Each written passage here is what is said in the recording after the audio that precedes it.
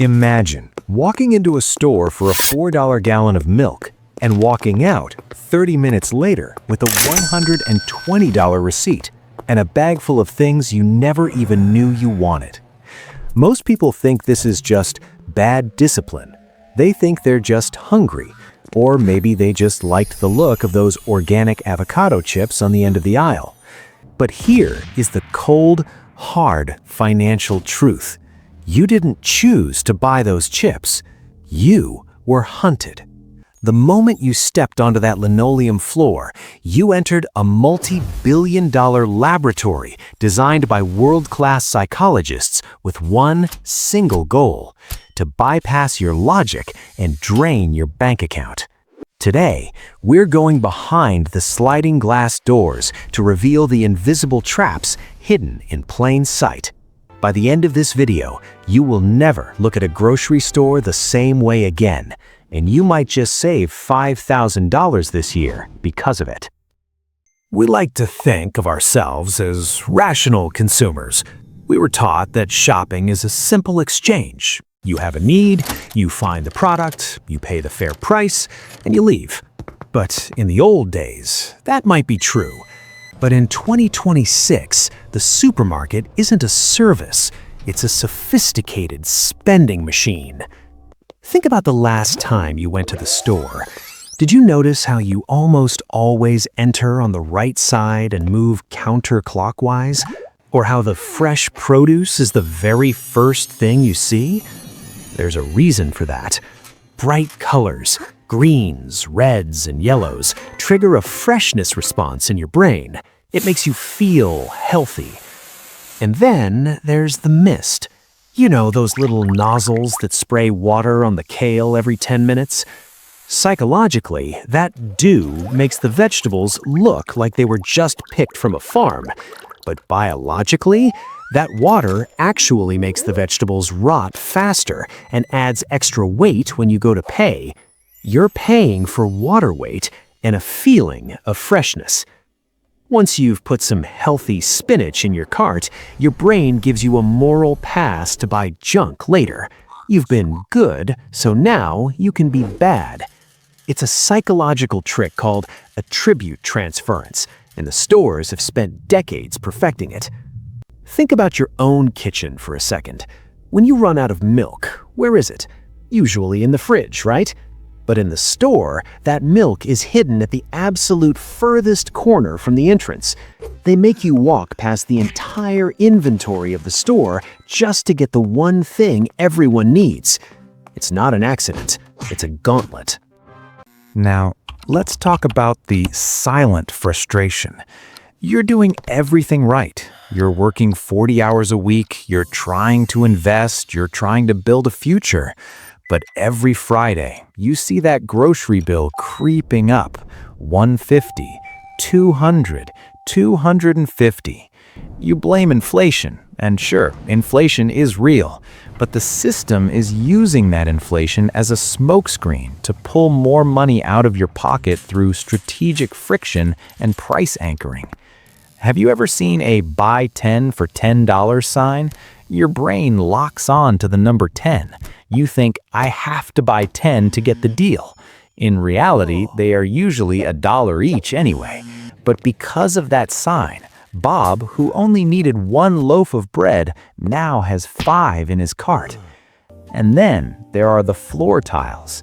In the expensive aisles, like wine or organic beauty, the tiles are actually smaller than the rest of the store.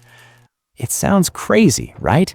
But when your cartwheels click over smaller tiles, the click, click, click sound happens faster. Your brain hears that fast clicking and thinks, wait, I'm moving too fast. I need to slow. So you slow your pace. You spend more time in that aisle. And the more time you spend looking at a product, the higher the probability that you will put it in your cart. They are literally using the sound of the floor to control your physical movement. It feels like a betrayal, doesn't it? You're just trying to feed your family, and there are teams of data scientists figuring out how to make your cart click at the right frequency to make you spend an extra $10. This is the emotional toll of the modern economy. It's not just about the money. It's the feeling that you're being manipulated by a giant, invisible machine. To understand how to stop this, we need to look at the leaking bucket of your finances. Most people try to save money by looking for coupons, but coupons are just another trap to get you into the store. The real mechanism is something I call sensory overload. Have you ever noticed the music playing in the background? It's rarely upbeat pop music. It's usually slow, mid-tempo songs. Research shows that slow music slows down your heart rate and makes you browse longer. If they played The Flight of the Bumblebee, you'd be out in 5 minutes. They need you in the zone. And then there's decision fatigue. Your brain is like a battery. Every time you make a choice, do I want the 12-ounce jar or the 16-ounce jar? Is the name brand better than the store brand? You drain a little bit of that battery. Supermarkets know that after about 40 minutes of shopping, your decision battery is dead. You lose the ability to say no. This is why the candy, the soda, and the limited edition magazines are all at the checkout line. By the time you get there, you've made 200 decisions. You're exhausted. Your brain just wants a hit of dopamine. So you grab the Snickers bar, you grab the $5 drink. You didn't want it 40 minutes ago, but the store broke your willpower on purpose. Here is a human value insight you won't hear from an algorithm. The supermarket is the only place in the world where efficiency is your enemy. The store is designed to be a maze. If you could find everything in 5 minutes, the store would go out of business. They need you lost. They need you wandering. Think about eye-level marketing. The most expensive products are always at eye level for adults. But have you noticed what's at eye level for children? The sugary cereals with the cartoon characters, the toys, the bright colors. The store isn't just targeting your brain, it's weaponizing your children against your budget. It's a multi-layered psychological war zone. If you're feeling overwhelmed or maybe a little angry, good, you should be. But here is the turning point. The system only works if you don't know it exists. Once you see the clicky floor tiles, they lose their power. Once you realize the milk is in the back to make you walk more, you can choose to walk faster. The store wants you to feel like your overspending is a personal failure. They want you to think you just lack self-control, but it's not your fault. You are a human being with a brain that evolved to look for bright colors and calorie-dense food. You're just reacting the way nature intended. The store is the one that hacked nature. So, let's stop the guilt. Let's stop the frustration. We're gonna flip the script. We're gonna treat the grocery store like a game where you have to cheat codes. You are about to become the person the supermarket manager hates.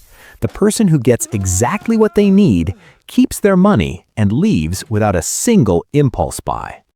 Here is your 3-step blueprint to winning the supermarket war.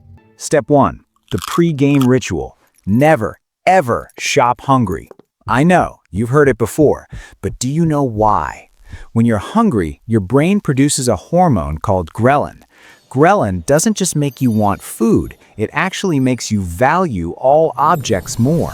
Studies show that hungry people buy more non-food items too. Eat a snack, write a physical list. If it's not on the list, it doesn't exist. Step 2, the unit price hack. Look at the price tag on the shelf, not the big number, the tiny one in the corner. Often, a sale item is actually more expensive per ounce than the generic brand right next to it. The stores hope you're too tired to do the math.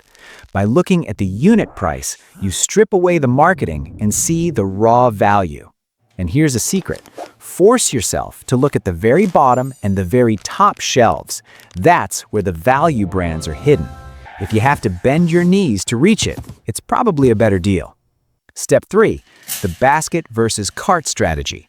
If you only need 5 things, do not grab a cart, grab a basket, or better yet, grab nothing.